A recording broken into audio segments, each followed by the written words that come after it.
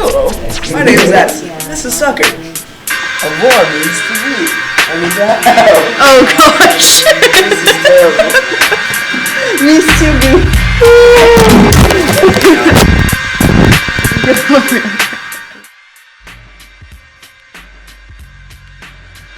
Wait, is this Alright. construct? Go ahead.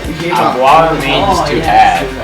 Yeah, and if you want to say someone I have, I want there's no voice. J. yeah.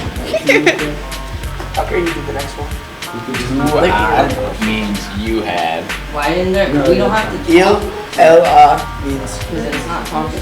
he or she has. Nous avons means we have. Uzavez means they have, which would be they. They. Or you've.